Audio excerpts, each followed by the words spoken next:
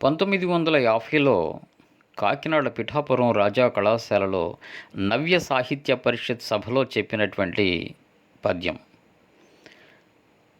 గవ్వకు సాటిరాని పలుగా కులమూకల సూయ చేతనన్నే విధి దూరినన్ నను వరించిన శారద లేచిపోవుని ఇవ్వ సుధాస్థలిన్ పొడమరే రసలుబ్దుల్ గంటమూనెదన్ రవ్వలు రాల్చెదన్ గరగరల్ పచరించెదనాంధ్రవాణికిన్.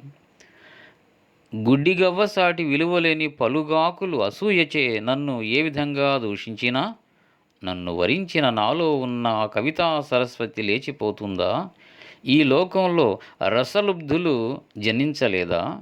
గంటం ధరించి ఆంధ్ర సరస్వతికి రత్నమయములైన అమూల్య ఆభరణాలను అలంకరింపజేస్తాను అని చెప్పినటువంటి పద్యం.